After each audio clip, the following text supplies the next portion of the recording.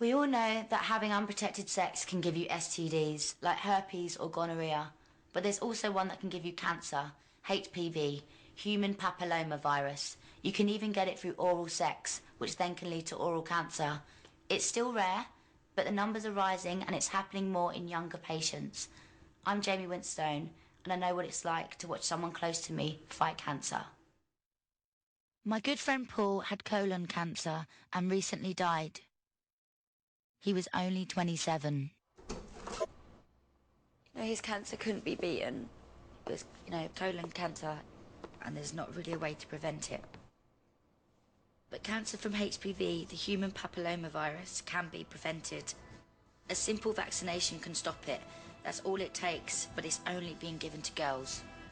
Why isn't the jab being offered to young boys as well as young girls? Why isn't there?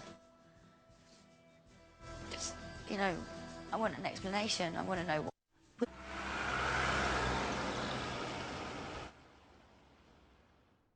I vaguely heard about HPV through having my smear tests, and I thought it was something that girls could get that could cause cervical cancer.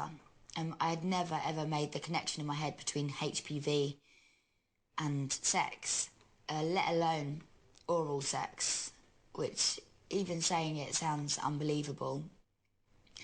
And also that it's something that doesn't just affect women, it affects men too. And I'm a sexually active person. I want to know at what risk I'm putting myself by having sex. And I don't know much about HPV, but now I know that it's something that could cause cancer. I want to find out as much as I possibly can. What exactly is this human papillomavirus?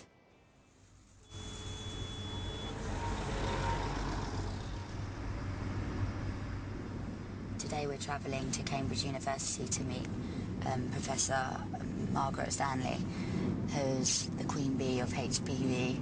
So I think she's going to fill in the gaps for me about this vaccine and answer a load of questions I have about that. So I'm quite excited to meet her because I hear she's pretty intelligent, pretty amazing.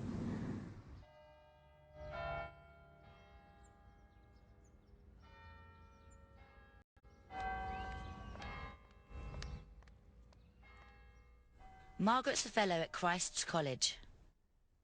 She's dedicated her life to HPV research and has even been awarded an OBE for it. Pretty impressive stuff.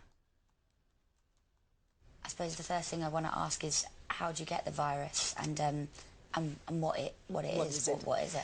Well, HPV is a little virus that lives in the skin. You've got to remember that the skin just doesn't cover your outside. There's a skin-like covering in your mouth, your throat, your vagina, and the anus. That's the back passage. So this virus lives in all those places.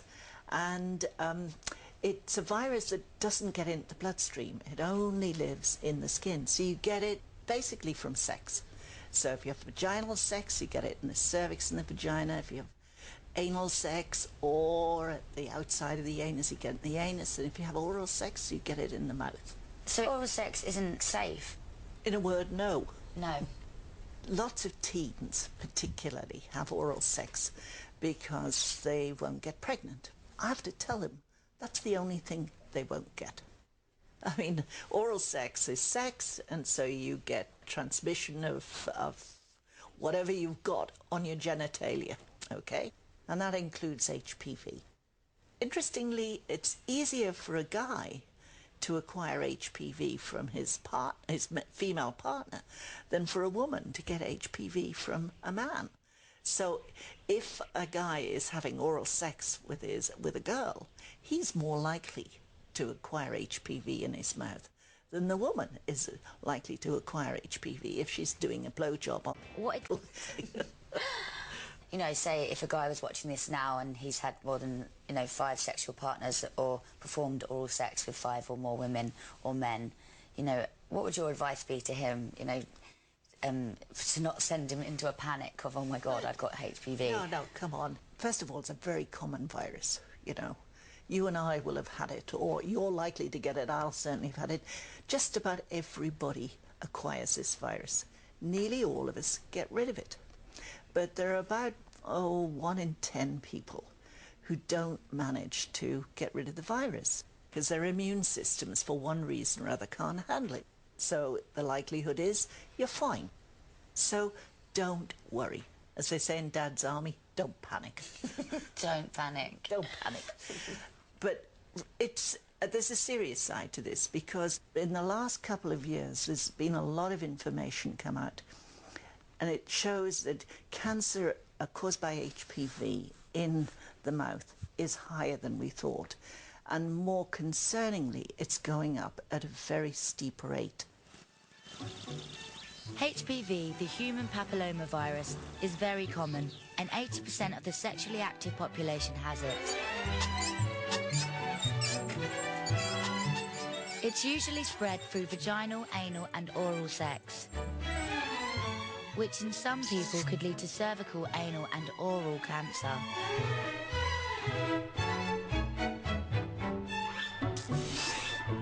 Cervical cancer kills over 1,000 women a year.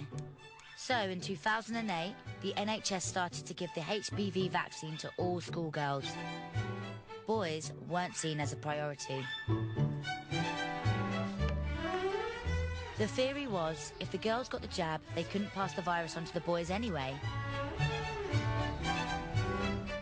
But as Margaret says, HPV oral cancer's rising. And even though it's still rare, new research says that men get it 5 times more than women. So surely HPV is something guys really need to be up on.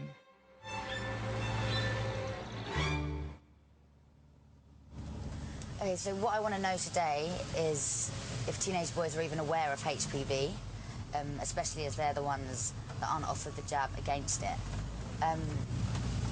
You know, are they even aware that there's a virus you can catch through oral sex, which can lead to cancer?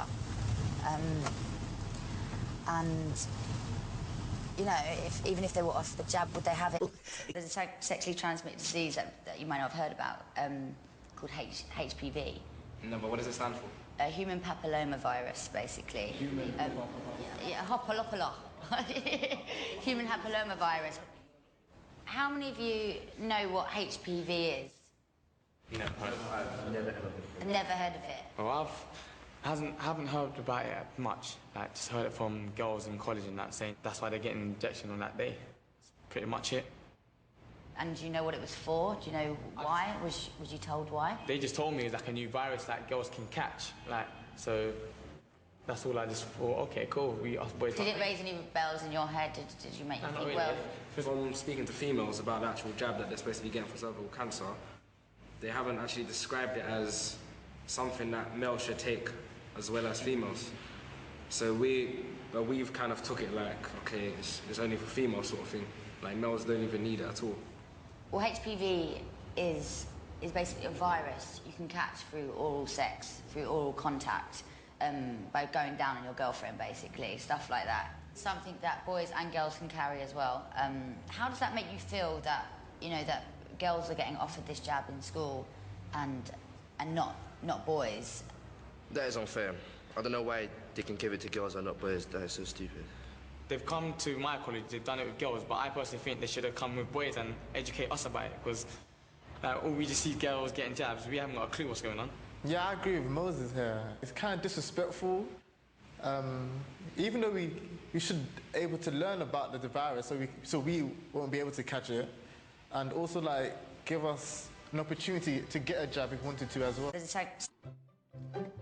His new figures show there are now around 700 cases every year, of which at least 600 are men.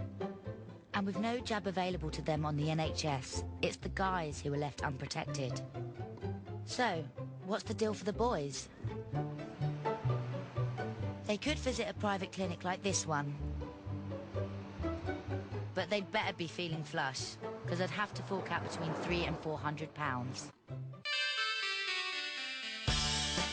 The government is banking on boys not catching HPV because vaccinated girls can't pass it on, giving us a wonderful HPV-free world, something called herd immunity. Not much comfort if you're gay.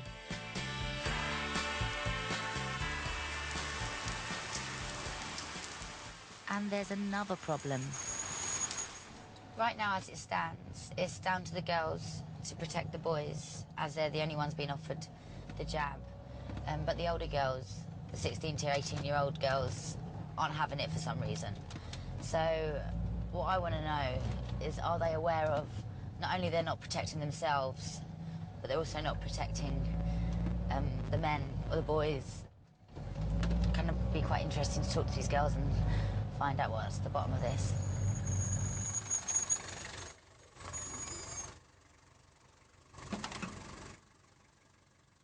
I've come to a sixth form college in Hammersmith, West London. Yeah, but it's true, I don't think... Hi, girls. Hi. I'm Jamie. Nice to meet you. Katie, nice to meet you. These girls are between 16 and 18, and if they want the jab, they can get it free from their GP. Okay, let's just talk frankly. First thing I really want to know is, why have you girls not had the jab? I don't like testing new injections, because even though they The needles and stuff. No, I don't even mind the needles, but I prefer to have more research on it than just go in straight away because it's a new injection and then find out 5 years down the line that, oh, there's a few side effects, you could die or you could develop some sort of disease, anything like that. Even if it's now been proven to stop cervical cancer? Well, my mum, she was talking to me about smear tests. Yeah. Because she told me about smear tests before, but I never knew it was for cervical cancer. So she said that if you get regular smear tests, then if you do develop the cancer, then it can be quickly counteracted. So I thought, if my mum can manage that, my nan can manage that, then why can't I? And what about you girlies? I heard about it in my GP. He didn't really give me much information on it. He just kind of assumed I knew what it was for. So, because I'm not sexually active, so I thought there's no point. Are you waiting to become sexually active to have the jab, or where do you stand at, the vaccination? Point. I may not know when I'm going to become sexually active, and then... So you're even questioning it now? Yeah, kind of time like box. what do you do first, the jab or sex? HPV is basically a virus that kind of 80% of us carry, and that can turn cancerous, and which you can get through oral sex. I'm not sure if... I didn't know that. You didn't know that? No. Did you know that boys can get a HPV too? No. You didn't? And did you know that you could actually give a partner or a boy HPV by receiving oral sex? I just thought that boys transmitted it to girls. I didn't know that we could give it to them. Boys aren't being offered this jab, this vaccination, only girls. How does that make you feel? To be honest, we're in the same position, both the boys and girls. So it's a bit stupid and ignorant that they wouldn't give them the jabs. It will still protect you against getting cervical cancer, so it's not like there's nothing for those who can't get vaccinated. How would an older man approach this and sort of say, well, I'm concerned, is it the same for as older women? Well, in fact, at the moment, of course, the vaccine isn't being given to boys at all, which I do think is a shame, because if we gave it to boys, it would increase the herd immunity, so it would help women as well.